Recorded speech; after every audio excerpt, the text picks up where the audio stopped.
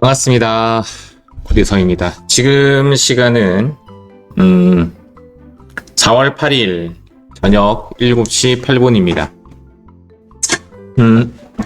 선거날이 내일 모레 있어서 이번 주 수업은 동영상으로 대체하도록 하겠습니다.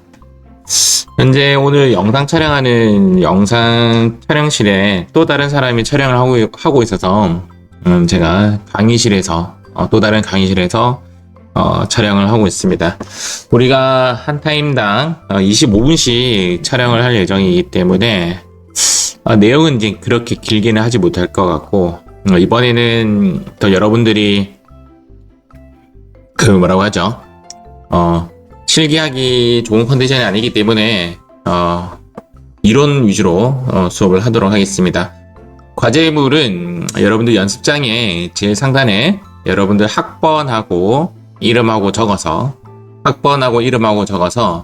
이 수업 시간에 나랑 이제 공부를 하면서 이것저것 끄적끄적 거렸다든지 그런 거 메모해서 수업을 들었구나라는 흔적이 남아있으면 과제물로 대체하도록 하겠습니다.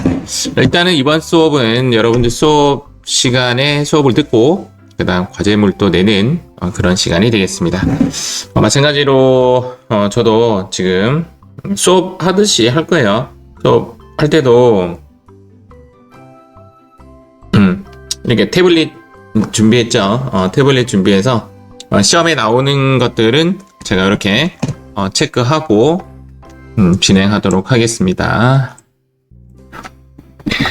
자, 필요 없는 부분은 제가 과감하게 패스할 거니까 부담 없이 하시면 됩니다. 저번 시간에 우리는 어음의 추심과 할인에 대해서 수업을 했죠. 추심이라는 것은 이제 심부름 값이라고 했죠. 이거 돈을 바꿔주세요 라고 하는 것을 추심이라고 했다라고 했습니다. 이 부분은 여러분들이 그냥 어음의 추심은 수수료 비용이다 정도만 알고 가면 될 것 같습니다. 이 정도만 알고 가면 돼요. 시험에는 안 낼 거예요. 어음의 할인 부분은 이제 이런 거죠. 어음의 만기 날까지 기다리려니 시간이 너무 오래 걸리는 거예요. 그래서 그 전에 그 어음을 은행에 갖다 주고 은행에서 돈을 미리 당겨서 받는 겁니다. 개념은 이제 이자 비용의 개념이 되는데, 나중에 이제 개정 과목을 쓸 때는 매출 채권 처분 손실이라는 개정 과목을 쓴다. 그 정도만 알고 계시면 됩니다. 나중에 혹시 여러분들이 자격증 공부 이제 방학 때 한다고 들었지만, 그때는 내가 자격증 시험을 치겠다 하시는 분들은 이 두 개는 시험에 꼭 나오는 부분이다 라고 보시면 되고, 우리의 목표인 재무제표 만들기에는 이런 개정 과목은 나오지 않습니다. 실질적으로 실무에서도 이 부분은 쓰죠. 왜냐하면 내가 어음을 받아서 이제 건설업 같은 경우에는 어음을 받아서 이제 은행에 매각할 수 있기 때문에 그때는 매출 채권 처분 손실이라는 개정 과목을 쓴다 정도만 알면 됩니다. 저번 시간에는 여기까지 수업을 했죠.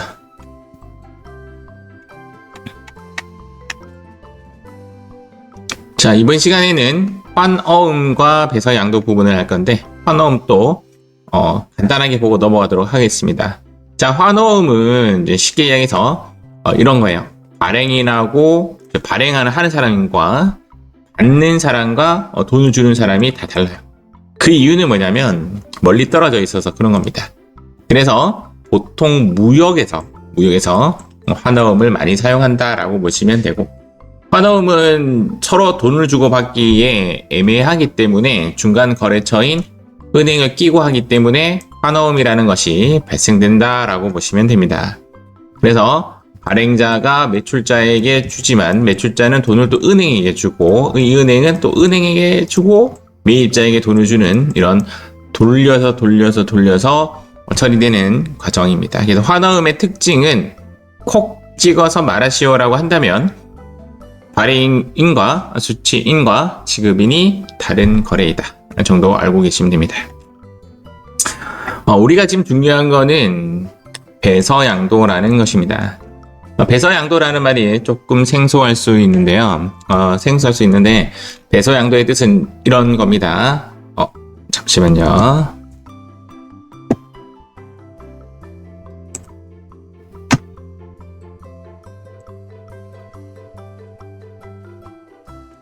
음.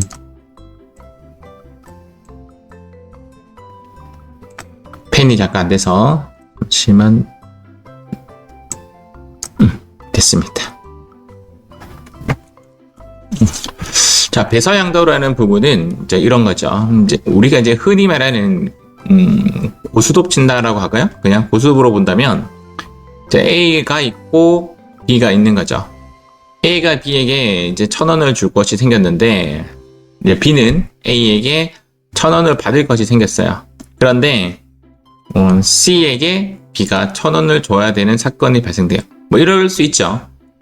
B는 A에게 1,000원을 받아야 되고 B는 또 그 1,000원을 C에게 줘야 되는 사건이 발생될 수가 있죠. 그럴 때는 B가 A에게 명령을 할 수 있겠죠. 뭐라고 명령하죠? 야 A야, 네가 직접 C에게 돈을 주시오 라고 합니다. 개념은 이제 어떤 개념이 되냐면 A가 B에게 줘야 되는 채권을 C에게 바로 주어버리는 거죠. 이것을 무엇이라고 하냐면 배서양도라고 하는 것입니다. 사례를 잠깐 보도록 하겠습니다. 자, 그림을 조금 보면서 이해를 한번 시켜보도록 할게요. A사에게 상품을 판매하고 A사에게 상품을 판매했기 때문에 제 회사가 A사에게 물건을 팔고 이 어음을 받기로 한 거죠. 그래서 물건을 팔고 어음을 받기로 하였다 할 때는 받을 어음이라는 걸 씁니다. 받을 때는 받을 어음이라고 하고 줄 때는 지급 어음이라고 합니다. 그런데 우리 회사가 B사에게 상품을 매입을 했다라는 거죠. B사에게 상품을 매입했으니까 또 무엇을 줘야 되죠? 어음을 줘야 되는 사건이 발생돼요. 이 원래 거래는 어떻게 하냐면 차변에 상품이라고 적고 상품이 들어왔기 때문에 오른쪽에는 어음을 줬기 때문에 지급 어음이라고 쓰는 것이 맞아요.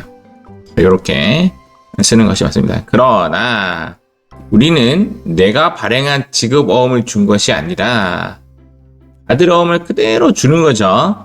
받을 어음을 그대로 주기 때문에 오른쪽에는 지급 어음이 오는 것이 아니라 받을 어음이라는 놈이 옵니다. 제가 지금 거라는 걸 썼는데 이 거가 뭐냐면 제가 거래처로 의미를 하는 거예요. 근데 사실상 이 거래처는 지급어음의 거래처는 B사가 되는 거죠. 그런데 여기에서 주는 받을 어음은 A사에게 받을 어음이잖아요. 맞죠? 그래서 여기는 A라고 적는 게 맞습니다. 그거 한번 볼게요. 그래서 정답은 지급어음 B사가 아니라 받을 어음 A사이다 라고 보시면 되겠습니다. 자, 환어음보다는 여러분들은 배서양도라는 것이 중요합니다. 제가 나중에 배서양도 뜻에 대해서는 한번 시험을 내도록 하겠습니다. 객관식으로 낼지 어떤 식으로 낼지 모르겠는데 배서양도 뜻은 위에 이 문구 그대로 제가 시험에 한번 적용시켜 보죠. 배서양도 보유 중인 어음을 타인에게 양도하는 것, 요거는 기억하시기 바랍니다. 배서양도 보유 중인 어음을 타인에게 양도하는 것이다 라고 보시면 됩니다. 자, 기억합시다. 나중에 이제 여러분들이 시험을 칠 때는 요거까지 기억을 하는 게 좋고요. 우리 시험에는 이 부분은 내지 않을 겁니다. 배서양도는 일단은 개정 과목은 무조건 받을 어음을 쓰고 거래처는 다르게 써야 된다는 거죠. 이것을 주의하시오. 자, 봅시다. 자, 다음 중 매출 채권과 매입 채무로 옳게 짝지어진 것은, 자, 이 부분도 시험에 내도록 하겠습니다. 자, 우리는 매출 채권이라는 부분과 매입 채무라는 부분은 또 기억을 하셔야 돼요. 그래야 회계 공부했다라고 할 수 있는 거죠. 자, 매출 채권은 오른쪽에 나오는데, 자, 오른쪽 여기 보시면 매출 채권은 외상 매출금과 받을 어음을 매출 채권이라고 하고, 매입 채무는 외상 매입금과 지급 어음을 매입 채무라고 합니다. 지금 여기 보면 여기 있는 글자가 달라요. 출하고 여기는 입이죠. 맞죠? 여기는 출이고 여기는 입이고 여기는 권이고 여기는 무입니다. 자, 여기는 매출 채권이고 얘는 매입 채무입니다. 외상 매출금하고 이 받으러움이 외상 매입금이 이렇게 반대되는 글자입니다. 받으러움과 지급어음도 반대되는 글자입니다. 여기는 마찬가지로 자산이 되는 거고요. 여기는 부채가 되는 겁니다. 글자가 잘 안 적히네.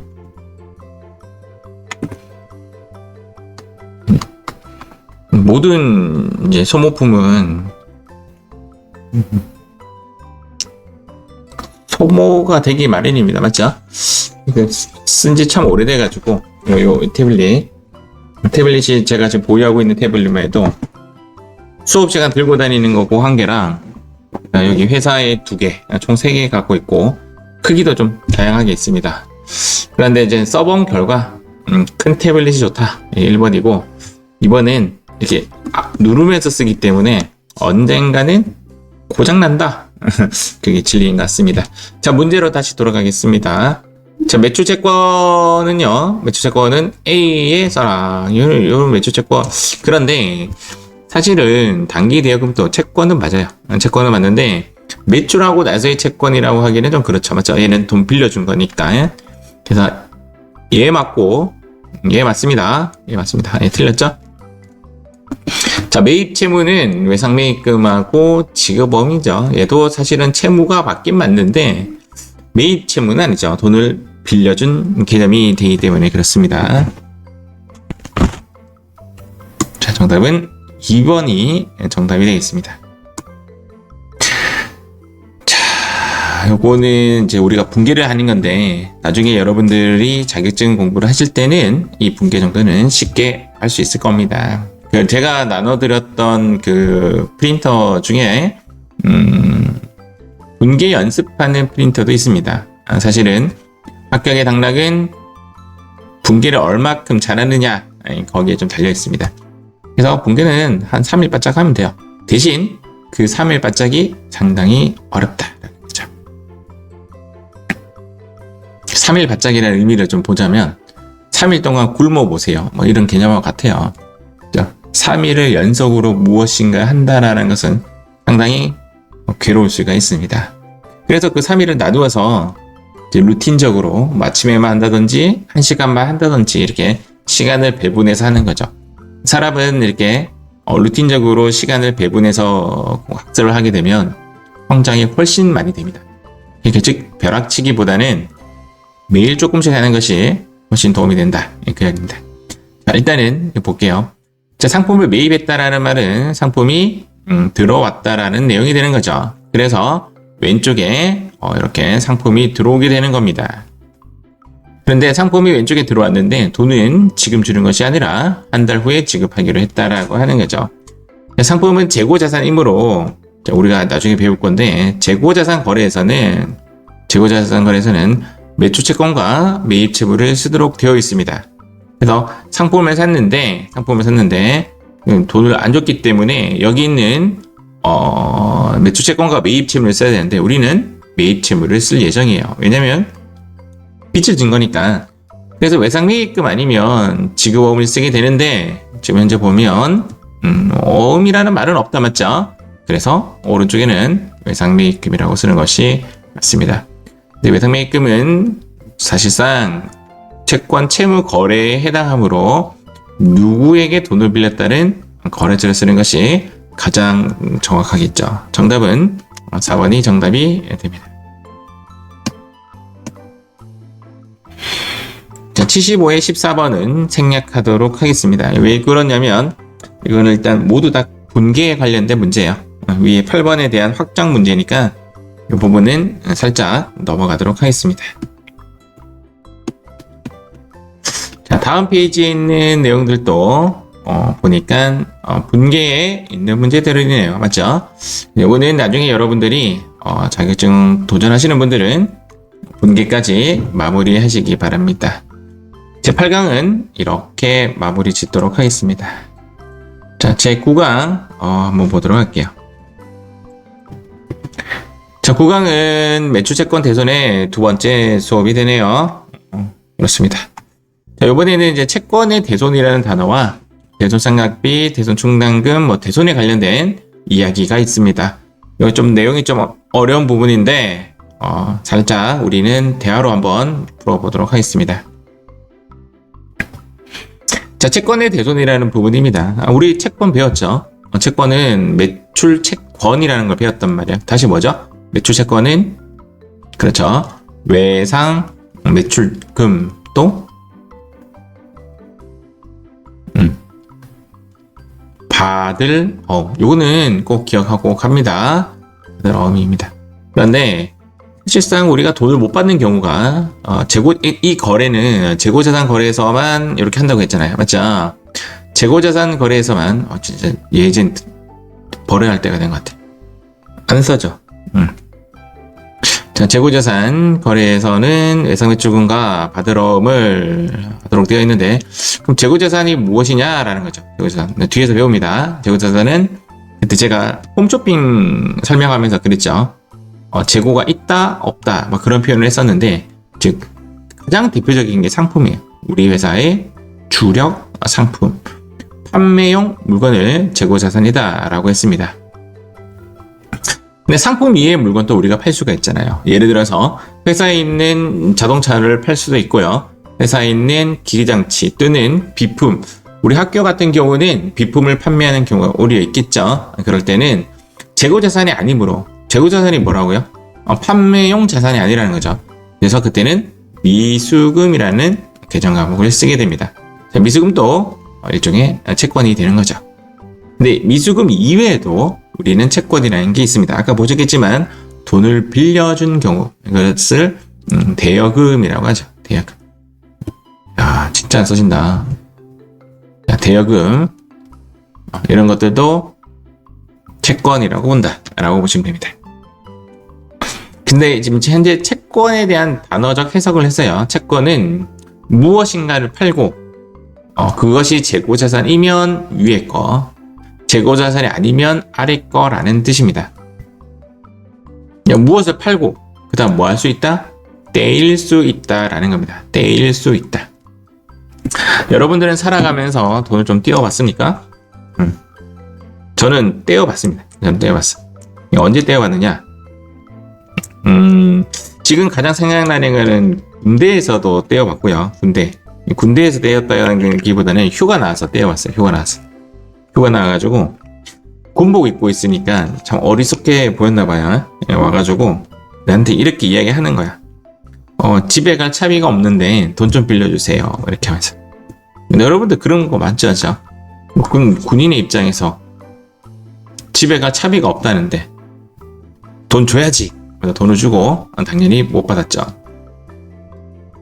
두 번째는 이제 회사에 나와서도 떼었어요. 이제 거래처 사람이 자기가 긴급하게 지금 현재 뭐 어디에 있는데 어쩌다 보니 돈이 없어서 나한테 돈을 좀 보내달래요. 그래서 집으로 돌아와서 나에게 돈을 빌려준 그 돈을 갚겠대. 그리고 나서 소식이 끊어졌습니다. 뭐 이런 식으로 돈을 빌려주고 못 받은 경우가 있었습니다. 그런 것들을 무엇이라고 하냐면 대손이라고 합니다. 회사에서도 상당히 이런 일이 많이 일어납니다. 여러분들 생각외로 뭐 예를 들어서 현대자동차들은, 특히 현대중공업은 배를 만들어 팔잖아요. 배를 만들어 파니까 배를 해외에 판단 말이에요. 돈 받기 상당히 쉬운 게 아니에요. 전화로만 받기 어려우니까 또 돈 받으러 현장에 갈 수도 있는 거죠. 그뿐만 아니라 우리가 보통 거래처와 거래를 하다 보면 물건을 사고 팔면서 돈을 떼이는 경우도 상당히 많고요. 이런 것들을 전부 다 뭐라고 하냐면 대손이라고 합니다. 은행도 마찬가지죠. 은행도 돈을 빌려줬는데 돈을 못 받게 되는 경우도 있다. 이렇게 보시면 됩니다. 그래서 금방 드렸던 대로 채권의 해석은 위의 것으로 해석이 되고, 대손이라는 것은 돈이 떼인다라는 겁니다. 돈이 떼었는데 지금 회계 처리 뭐 어떻게 하자는 거죠? 돈이 떼이면 그 부분을 비용 처리할 수 있다라고 보시면 됩니다. 비용 처리하는 게 뭐가 중요하죠? 라고 본다면 이렇게 볼 수가 있습니다. 우리가 돈을 번 걸 뭐라고 하냐면 이제 수익이라고 합니다. 근데 쓴 것을 무엇이라고 하냐면 비용이라고 합니다. 그럼 대략적으로 제가 이렇게 예를 들어 볼게요. 수익이 10억이고 비용이 10억이야. 그러면 나의 이익은 빵원이 되는 거죠. 빵원이면 세금을 낸다 안 낸다? 안 낸다라는 겁니다. 우리가 알기로는 대부분 일반적으로 학습을 하지 않은 사람은 세금을 수익에서 떼는지 아니면 이익에서 떼는지를 몰라요. 여러분들은 지금 학습을 하셨으니까 이익에서 세금을 뗀다라는 정도는 알고 가시면 좋죠. 즉 내가 만약에 비용 처리를 이 사람은 A라고 할게요. A 사람은 10억을 벌고 10억에 대한 비용을 처리했기 때문에 빵원의 이익이 나와서 세금이 빵원인데 B라는 사람은 수익은 1억인데 게을러서 비용 처리를 하나도 안 했다라고 보겠습니다. 그러면 어떻게 되냐면 나의 이익은 1억이 되는 거죠. 맞죠? 1억에 대해서는 현재 법인세율은 9%예요. 9%의 세금을 내야 돼요. 얼마죠? 900만 원입니다. 자, 번 돈은 A가 훨씬 많지만 이거는 비용 처리를 제대로 했기 때문에 즉 이익이 빵원이고요. 이 10억이라는 비용 처리하기 위해서는 대손도 처리할 수 있고 영수증 정리를 잘했다라는 거죠. 근데 B는 영수증 정리도 하지 않고 흔히 말하는 현금 영수증도 끊지 않고 세금계산서도 발행하지 않고 이랬다면 이 사람은 이익이 빵원이 생겨서 세금을 내게 되는 겁니다. 그 비용이 많이 잡으면 잡을수록 이익이 떨어지기 때문에 세금은 적게 낼 수 있는 방법이 됩니다. 야! 그렇습니다. 자, 나중에 이제 대손상각비라는 계산 과목이 있고 대손충당금이라는 계산 과목이 있습니다. 우리는 현재 시험 목적이 아니기 때문에 상세히 알 필요는 없지만 이 정도는 알고 가자라는 겁니다. 대손상각비라는 거는 뭐냐면 비용을 의미를 하는 거고요. 대손충당금은 뭐냐면요. 약간 어떤 느낌으로 가면 좋냐면 누적된 마일리지입니다. 즉 대손상각비라는 비용을 쓰면 쓸수록 대손충당금이라는 이런 그릇에 여기 대손충당금이라고 할게요. 대손충당금이라는 그릇을 쓸 때 이 대손충당금에 쌓이게 됩니다. 즉 비용 처리를 하면 바로 비용 처리도 할 수 있지만 통상적으로 회계 처리는 어떻게 하냐면 대손충당금이라는 곳에 마일리지를 이렇게 쌓아가지고 여기에 있는 놈을 빼가지고 이렇게 바가지로 퍼서 떠서 이렇게 쓰게 되는 겁니다. 대손충당금의 금액은 이렇게 줄어들었다가 늘어났다가를 좀 반복적으로 합니다. 즉 회사에서 세법에서 대손충당금을 일정한 비율로 유지시키시오라고 해서 1%까지 즉 매출채권의 1%까지는 비용으로 계속 처리를 할 수가 있습니다. 그러면 대손상각비로 미리 비용 처리했다가 나중에 실제적으로 대손이 발생되었을 때는 그때는 대손충당금에 있는 요것을 빼서 쓰게 되는 거죠.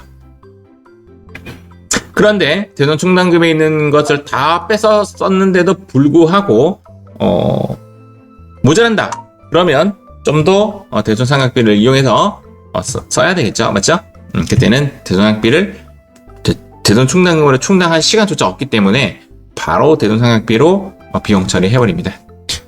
매출채권은 이제 대손상각비는 크게 두 가지로 나누어지는데 하나는 매출채권에 대한 대손상각비는 말 그대로 그냥 대손상각비라는 것을 쓰게 되고 기타 채권, 미수금이나 대여금에 대해서는 기타의 대손상각비라는 것을 씁니다.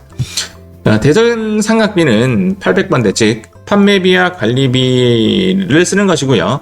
기타의 대손상각비는 즉 기타의라는 말이 붙었죠. 그러면 900번대인 영업의 비용을 쓰게 됩니다. 자, 이것을 뭐라고 하냐면 판매비와 관리비라는 뜻이에요. 800번대는 판매비와 관리비라는 뜻이고 900번대는 영업의 비용이다라고 합니다. 혹시 나중에 자격증 공부하시는 분들은 이 부분을 꼭 기억하시면 좋습니다.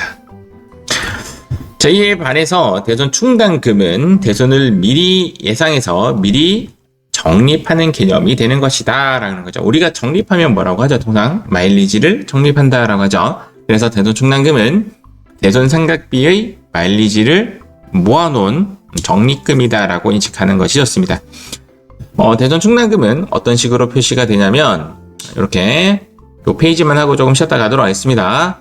자, 외상 매출금, 예를 들어서 매출금이 10,000원이 있다 라고 한다면 대손충당금은 요 바로 밑에 달리게 되는 겁니다. 이건 알고 있어야 여러분들이 나중에 재무제표 만들 때 한번 해보는 거죠. 대손상각비가 아니라 대손충당금이라고 쓰는 거죠. 대손충당금 마일리지 적립된 돈이 1,000원이라고 예정한다면 얘의 그때 우리가 뭐라고 했죠? 북밸류 기억나십니까? 밸류라고 하죠. 밸류. 자, 밸류는 그 장부 가액이다라고 했죠. 외상매출금의 장부 가액은 10,000원이 아니라 10,000원에서 1,000원을 뺀, 즉 A-B라고 표현했죠. 9,000원이 되는 겁니다. 자, 그러면 대손충당금은 어떤 성격이 있느냐라는 거죠. 자산을 차감하는 성격이 있다. 이것을 또 다른 말로 뭐라고 하냐면 거기 프린터에 있죠. 평가성 항목이다라고 합니다. 평가성, 즉 외상매출금을 평가한다. 그렇게 보시면 되는 거죠. 그리고 아까 제가 어떤 이야기를 했냐면 대손충당금은 이런 마일리지에 그릇에 이렇게 빠졌다가 다시 채워넣고 빠졌다가 다시 채워넣고 이게 채워넣는 걸 뭐라고 해요? 우리는 보충한다라고 하죠. 그래서 얘는 나중에 또 다른 말로 보충법을 사용해서 얘를 채워넣는다 라고 표현을 합니다. 오늘 1교시는 여기까지 하도록 하겠습니다. 자, 조금 쉬었다가 이어서 하도록 할게요.